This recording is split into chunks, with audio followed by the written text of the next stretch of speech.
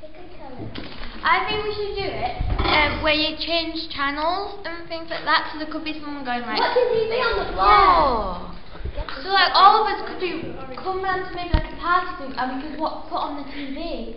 And there could What's wrong with you, woman? There could be like an African channel where there's the news and everything to do with Africa. Did you know the channel called LHTV? It's pretty radical because it's like Olivia Hogg's TV.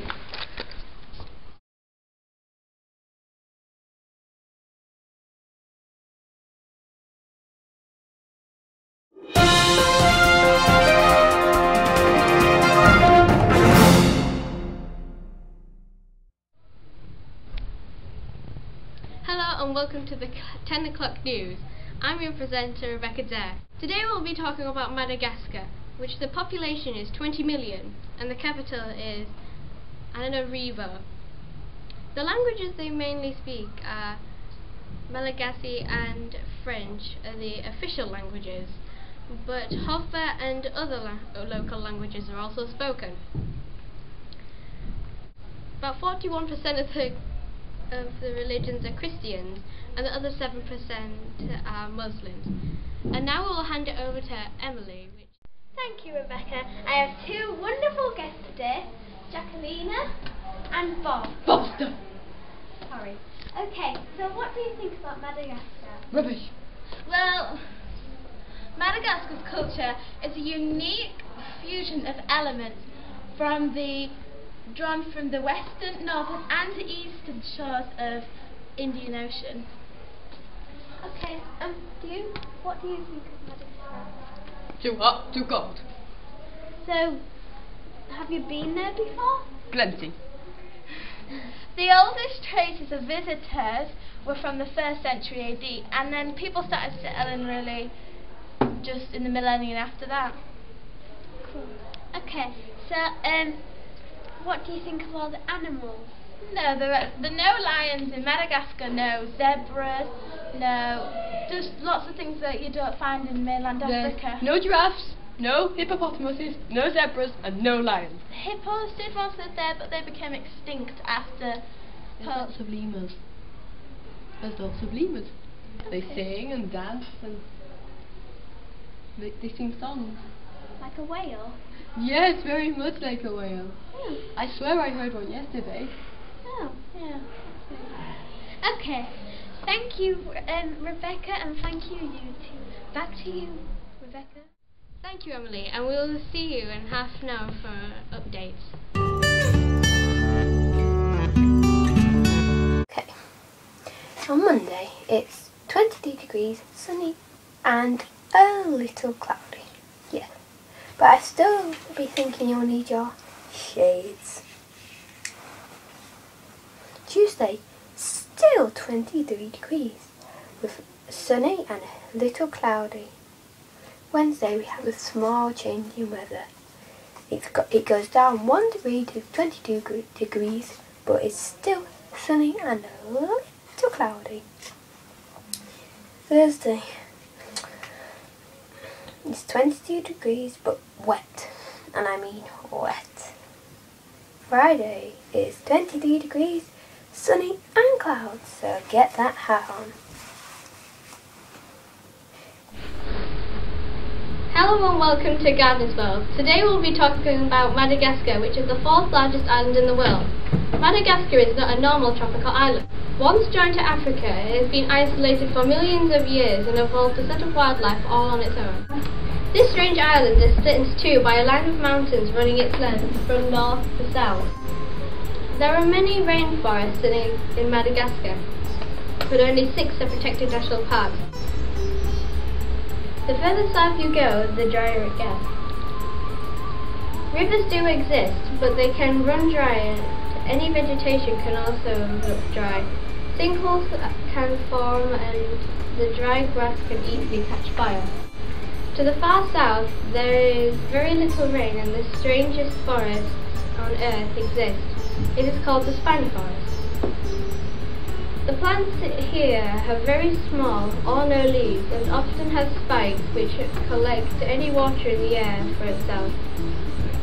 These here are called octopus trees, as they look as they have long, sprawly branches. These are called euphobias. They look like strings of sausages, and they have no leaves, and they are one of the world's toughest plants. To the west, there are lots of boba trees. Their thick bulbous trunks store lots of water. They can live up to hundreds of years. Thank you for listening, and goodbye. I'm David Attenborough. I'm going to talk about Madagascar. Around 80% of Madagascar's wildlife is found nowhere else as a result of the island's strange geological history. Only 400 kilometers of sea separate Africa. Animals and seeds swept out from sea to the rivers could make it across to the island, as happened with the ancestors of Madagascar's lemurs around 54 million years ago, and its baby trees. The most iconic animal from Madagascar is the lemurs. Madagascar is world famous for its lemurs primates. They look something like a cat, meow, crossed with a squirrel, and a dog.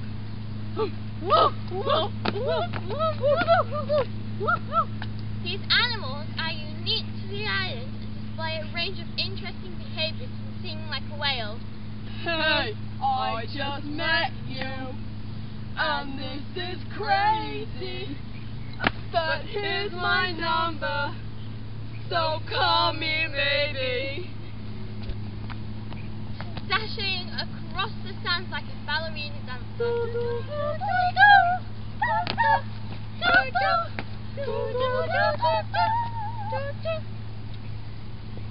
They eat fruit and berries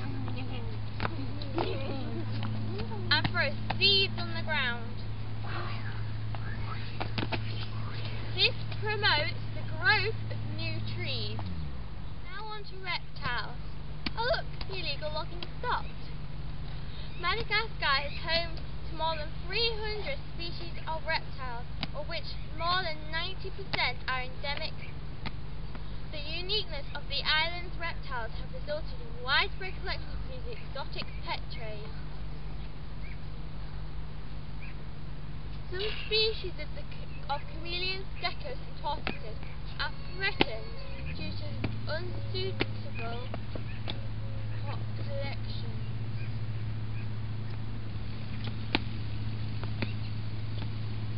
Madagascar has only 258 species of birds, although 115 of these are now endemic. Madagascar was once home to giant land birds, the largest of which weighed over 500 kilograms and stood 3 meters tall. Elephant birds were driven to extinction in the past couple of 100 years by human hunting. Well, these animals are crazy. Introducing species and habitat loss, like the illegal logging going on. Die! Die, birdie, die! You can still see remnants of the existence in their giant eggs, which are resembled and offered for sale in parts of the country. It is estimated that a 20-pound egg of this bird could make an omelette to feed 150 people. Madagascar is thought to have more than 300 species of frogs, 99% of which are endemic. That word comes up a lot. Frogs are the only amphibians found in Madagascar. There are no toads, salamanders, or newts. Madagascar is also home to tree frogs and a group of toad-like frogs, including the tomato frog, which releases a sticky glue that protects it against snakes, sticky glue, cats, meow, sticky glue, and dogs. Woof, woof, sticky glue. like substance can produce an allergic reaction in humans as well. Sticky glue! Good job, I'm not near them. Madagascar's fish species are some of the most threatened on the planet.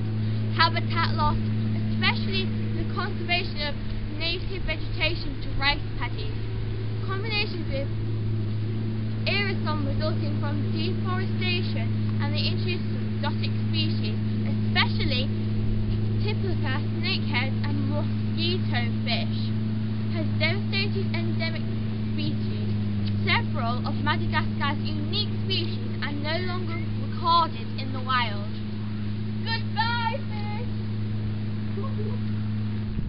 Hello, and welcome to Location.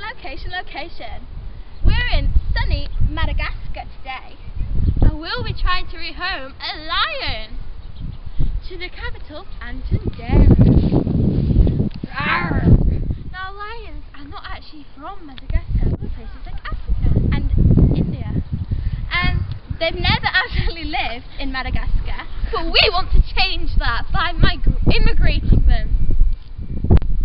Somehow we need to get this lion across the sea in between Africa, mainland Africa, and Madagascar, which is over there. How are you going to get there? Swim. No, you can't swim. What? Lions can't swim. Let's get a cargo boat. We need to find the lion a new home. You're a bit wet, aren't you? Now, this is one of the first of the home. There is some top of the range grass for nesting in, top of the range trees for getting shade, and of course, the top of the range swimming pool! Now, there is also a wide population around here of 20 million, meaning there is a lot of people to socialise with. Food! No, not food. Okay, do you want to buy this house? No. Another one there too, and it's... Oh, this is home number 2, and it's lovely and shady so you won't get hot. There's quite a few flies in case you want a little snack. Now, in Madagascar it's very, very, very hot, so you need a lot of shade. But lions quite like the sun, but they occasionally need the shade. So would you let this home? Okay then. Home number 3.